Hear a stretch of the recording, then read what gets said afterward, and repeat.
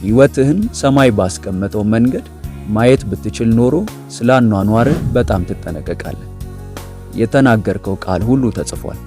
ማንም ያላየው የደግነት ተግባርህ ሁሉ ተመዝግቧል። በጨለማ ውስጥ የሠራኸው እያንዳንዱ ምስጢራዊ ኃጢአትም ተመዝግቧል። አሁን በእግዚአብሔር ዙፋን ክፍል ውስጥ ስምህ የተለጠፈባቸው መጻሕፍት አሉ። ዘይቤያዊ መጻሕፍት ወይም ምሳሌያዊ ግጥሞች ሳይሆኑ በፍርድ ቀን የሚከፈቱ ትክክለኛ መዛግብት ናቸው። እና አብዛኛዎቹ ክርስቲያኖች የማያውቁት ነገር ይኸውና፣ አንድ መጻሕፍት ብቻ አይደለም፣ በርካታ መጻሕፍት አሉ። እያንዳንዳቸው የተለየ ዓላማ ያላቸውና በውስጣቸው የተጻፈው ነገር ዘላለምህን የት እንደምታሳልፍ ብቻ ሳይሆን እንዴት እንደምታሳልፈውም ይወስናል። በዚህ ቪዲዮ እነዚህን እያንዳንዱን ተግባራችንን መዝግበው የያዙ መጻሕፍትን የምንመለከት ይሆናል። እንደተለመደው ቪዲዮውን ላይክ አድርገው በመጀመር አብረውን ያገልግሉ። ለቻናሉ አዲስ ከሆኑ ደግሞ ሰብስክራይብ በማድረግ ቤተሰብ ይሁኑ። አሁን በቀጥታ ወደ መልእክቱ እንለፍ። ስለ እግዚአብሔር ማወቅ ያለብህ የመጀመሪያው ነገር እጅግ በጣም ዝርዝርና የተደራጀ መሆኑን ነው። እንዲያውም ኢየሱስ ራሱ በማቴዎስ ምዕራፍ 10 ቁጥር 30 ላይ እግዚአብሔር በራስ ላይ ያለውን የፀጉር ብዛት እንደሚያውቅ ተናግሯል። በማቴዎስ ምዕራፍ 10 ቁጥር 29 ላይም ሁለት ድንቢጦች በአንድ ሳንቲም አይሸጡምን? ከእነርሱም አንዲቱ ያለ አባትህ ፍቃድ በምድር ላይ አትወድቅም ብሏል። እግዚአብሔር የወፎችን ሞት የሚከታተልና በራስ ላይ ያለውን ፀጉር የሚቆጣጠር ከሆነ የሕይወትህን እያንዳንዱን ገጽታ፣ ቃልህን፣ ድርጊትህን፣ ሐሳብህን፣ እያንዳንዱን ዓላማ ምን ያህል እንደሚያውቅ ታስባለህ? ይህ ማለት የሕይወትህ እያንዳንዱ ገጽታ ተመዝግቧል ማለት ነው። እና እያንዳንዳቸው እነዚህ መዝገቦች የተወሰነ ዓላማ አላቸው። በዳንኤል ምዕራፍ 7 ቁጥር 10 ውስጥ ነቢዩ ዳንኤል የእግዚአብሔርን ዙፋን ክፍል ራእይ አለው። እንዲህ ሲል ጽፏል። የእሳትም ፈሳሽ ከፊቱ ይፈልቅና ይወጣ ነበር። 1000 ጊዜ 1000 ያገለገሉት፣ 10,000 ጊዜ 10,000ም በፊቱ ቆመው ነበር። ፍርዱም ተወሰነ፣ መጻሕፍትም ተከፈቱ። ብዙ መጻሕፍት እውነተኛ የፍርድ ቤት ትዕይንት መሆናቸውን ልብ ይበሉ። በኋላ በራእይ ምዕራፍ 20 ቁጥር 12 ሐዋርያው ዮሐንስ እንዲህ ሲል ጽፏል። ሙታንንም ታናናሾችንና ታላላቆችን በእግዚአብሔር ፊት ቆመው አየሁ፣ መጻሕፍትም ተከፈቱ። ሌላም መጽሐፍ፣ የሕይወት መጽሐፍ ተከፈተ። ሙታንም በመጽሐፍት ውስጥ በተጻፉት ነገሮች እንደ ሥራቸው ተፈረደባቸው። ስለዚህ እነዚህን መጻሕፍት እንዘርዝርና ስላንተ የያዙትን ለምን አስፈላጊ እንደሆኑና አሁን እንዴት እንደሚነኩ እንረዳ። ሰማይ ስለ ሕይወትህ የሚገልጸው የመጀመሪያው መጽሐፍ የሥራ መጽሐፍ በመባል ይታወቃል። ይህ መጽሐፍ በሕይወት ሳለ ያደረካቸውን ነገሮች ሁሉ መልካምም ይሁን ክፉ፣ እያንዳንዱን ድርጊት፣ እያንዳንዱን ዓላማ፣ እያንዳንዱን ቃል ይዟል። ስትዋሽ በውስጡ ተጽፏል። ለድሆች ስትሰጥ በውስጡ ተጽፏል። እንግዳን ስትረዳ ተጽፏል። ሐሜትን ስትናገር ተጽፏል። በስውር ስታመልክ ተጽፏል። በጨለማው ስታመነዝር ተጽፏል። በእነዚህ መጻሕፍት መሠረት ይፈረድብሃል። ራእይ ምዕራፍ 20 ቁጥር 12 እንዲህ ይላል፣ ሙታንንም ታናናሾችንና ታላላቆችን በእግዚአብሔር ፊት ቆመው አየሁ፣ መጻሕፍትም ተከፈቱ። ሌላ መጽሐፍ፣ የሕይወት መጽሐፍ ተከፈተ። ሙታንም በመጻሕፍት በተጻፉት ነገሮች እንደ ሥራቸው ተፈረደባቸው የሚለውን ሐረግ ልብ በሉ። ይህ ምን ማለት እንደሆነ ልግለጽ። ከመጻሕፍት የተፈረደበት ማለት እግዚአብሔር እያንዳንዱን ሰው በሰማያዊው ስፍራ ትክክለኛ መዝገብ ላይ በመመስረት ይፈርዳል ማለት ነው። በወሬ ላይ የተመሰረተ አይደለም። ሰዎች ስላንተ ባሰቡት ላይ የተመሰረተ አይደለም። በእውነቱ በተፈጠረው ነገር ላይ የተመሰረተ ነው። እዚህ ላይ የተገለጠው የእግዚአብሔር የመጨረሻ ፍርድ ፍጹም ፍትሃዊ፣ ግልጽና በተጻፈው ላይ የተመሰረተ እንጂ በዘፈቀደ አይደለም።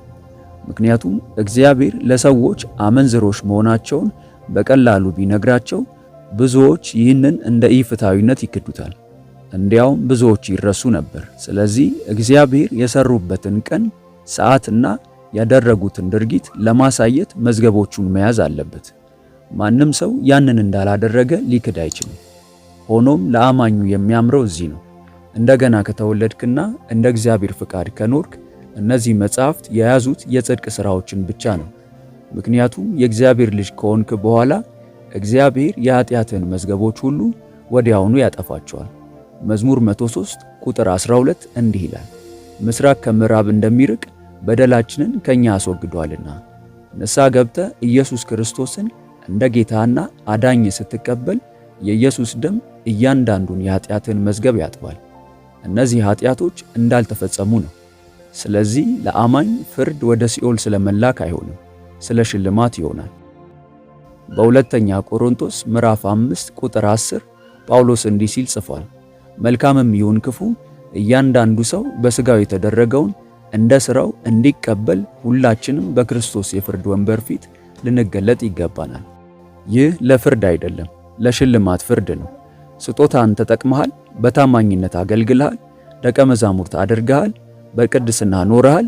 እነዚህ ከሥራ መጻሕፍት የሚመለሱ ጥያቄዎች ናቸው። ለማያምኑት ግን የሥራ መጽሐፍ ለምን እንደሚፈረድባቸው ለማሳየት ይከፈታል። ውሸት ሁሉ ይጋለጣል። እያንዳንዱ የአመጽ ድርጊት ጮክ ብሎ ይነበባል። ማስረጃው እጅግ በጣም ብዙ ስለሚሆን ምንም መከላከያ አይኖራቸውም። ለምሳሌ ማንም ስላላያቸው በግድያ ያመለጡ ብዙ ነፍሰ ገዳዮች አሉ። ነገር ግን በዚያ የፍርድ ቀን እግዚአብሔር ማን እንዳደረገው ይገልጣል፣ ሁሉም ሰው እውነቱን እንዲያይ። ለዚህም ነው ኢየሱስ የተደበቀው ሁሉ ይገለጣል ያለው። የዕለት ተዕለት ሕይወትን ስትኖር እግዚአብሔር የምታደርገውን እያንዳንዱን ተግባር እየመዘገበ መሆኑን ተረዳ። ምንም ያህል ትንሽ ቢመስልም ምንም ለውጥ አያመጣም። መላእክትም እየቀረጹ ነው። ማንም ሰው እያየ እንዳልሆነ ብታስቡም እግዚአብሔር በንቃት እየተከታተለ ነው። መላእክትም እየተመለከቱ ነው። ለዚህም ነው ዕብራውያን ምዕራፍ 12 ቁጥር 1 እንግዲህ እነዚህን የሚያህሉ ምስክሮች እንደ ደመና በዙሪያችን ካሉልን እኛ ደግሞ ሸክምን ሁሉ ቶሎም የሚከበንን ኃጢአት አስወግደን የእምነታችንንም ራስና ፈጻሚውን ኢየሱስን ተመልክተን በፊታችን ያለውን ሩጫ በትዕግስት እንሩጥ የሚለውን ሐረግ ልብ ይበሉ። በእነዚህም ብዙ ምስክሮች ደመና ተከበናል። ይህ ማለት እያንዳንዱን ተግባሩን የሚጠብቁ የሰማይ ምስክሮች አሉት ማለት ነው። ለመኮነን ሳይሆን እግዚአብሔር በሰጠዎት ሕይወት ምን እንዳደረጉ ለመመስከር ነው። ይህ ስለ መዳን ማግኘት አይደለም፣ ነገር ግን ስለ እግዚአብሔር ፍጹም ፍርድ ነው። የተደበቀ ክፉ ነገር አይወገድም። እግዚአብሔር ሁሉንም ድርጊቶቹን መጥፎ ድርጊቶቹን ጨምሮ ለምን መመዝገብ አለበት ብለው ሊጠይቁ ይችላሉ። ለምን እንደዚያ ሊከታተሉት ይገባል? አንድ አስፈላጊ ነገር ላብራራሉ። እግዚአብሔር እየተከታተሉት ነው ማለት አይደለም። ጉዳዩ እግዚአብሔር ጻድቅ ነው እና ፍጹም ዳኛ ለመሆን ማስረጃና ንጹህ መዝገቦች መኖር አለባቸው። እግዚአብሔር ማስረጃውን ሳያቀርብሎ አንድ ነገር እንዳደረጉ ሊናገር አይችልም። ፍትሃዊ ፍርድ ማስረጃ ይፈልጋል እና እግዚአብሔር በአጽናፍ ዓለም ውስጥ ፍትሃዊ ዳኛ ነው። ሰማይ ከማስታወሻ የተሻሉ መዝገቦችን ይይዛል እና እውነቱን ለመናገር ከጠላቶች የበለጠ ምሕረት የሞላባቸው መዝገቦችን ይይዛል። ከዚያም የሕይወት መጽሐፍ ተብሎ የሚጠራው ሁለተኛው መጽሐፍ አለ። ይህ ያለ ጥርጥር በሰማይ ሁሉ ውስጥ በጣም አስፈላጊው መጽሐፍ ነው። በሉቃስ ምዕራፍ 10 ቁጥር 20 ውስጥ ኢየሱስ ለደቀ መዛሙርቱ እንዲህ ይላቸዋል፣ መናፍስት ስለተገዙላችሁ በዚህ ደስ አይበላችሁ፣ ስማችሁ በሰማይ ስለተጻፈ ደስ ይበላችሁ። በፊልጵስዩስ ምዕራፍ 4 ቁጥር 3 ላይ ደግሞ ጳውሎስ በሕይወት መጽሐፍ ውስጥ ስማቸው ስላለ የሥራ ባልደረቦቻቸው ይናገራል። ይህ መጽሐፍ የክርስቶስ የሆኑትን ያመለክታል። ስምህ ካለ ፍጹም ስለነበርክ አይደለም፣ ፍጹም በሆነው ስለ ዳንክ ነው። የሕይወት መጽሐፍ የእግዚአብሔር ሰማያዊ መዝገብ ነው። አንዴ ከዳናችሁና ከተቀበላችሁ በኋላ ዳግመኛ ስትወለድ እግዚአብሔር ስምህን በዚያ መዝገብ ውስጥ ይመዘግበዋል። ልክ እንደ መንፈሳዊ የልደት የምስክር ወረቀት ነው። ስምህ እዚያ ከሌለ እግዚአብሔር አያውቅህም ማለት ነው እና ካላወቀ ትጣላለህ ማለት ነው። ራእይ ምዕራፍ 20 ቁጥር 15 እንዲህ ይላል፣ በሕይወት መጽሐፍ ተጽፎ ያልተገኘ ሁሉ ወደ እሳት ባህር ተጣለ። የዘላለም ዕጣ ፈንታ የሚመሰረተው በቤተ ክርስቲያን በመገኘት በመልካም ሥራ ወይም የመጽሐፍ ቅዱስ ጥቅሶችን ባስታወስካቸው መጠን አይደለም። ጥያቄው ቀላል ነው። ስምህ በበጉ የሕይወት መጽሐፍ ውስጥ ተጽፏል? ይህ መጽሐፍ በሥራ ሊገኝ አይችልም። ምን ያህል ቸር እንደሆንክ ወይም ምን ያህል እንደሰጠህ አይደለም፣ ሕይወትህን ለኢየሱስ ክርስቶስ አሳልፈ እንደሰጠኸው ነው።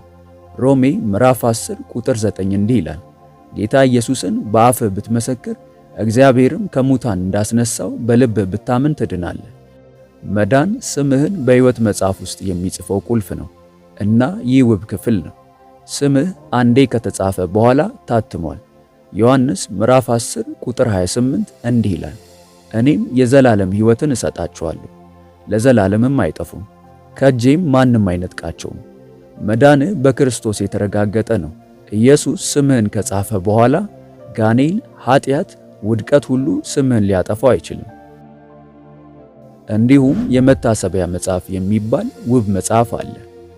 በሚልክያስ ምዕራፍ 3 ቁጥር 16 ላይ በዚያን ጊዜ እግዚአብሔርን የሚፈሩ እርስ በርሳቸው ብዙ ጊዜ ይነጋገሩ ነበር።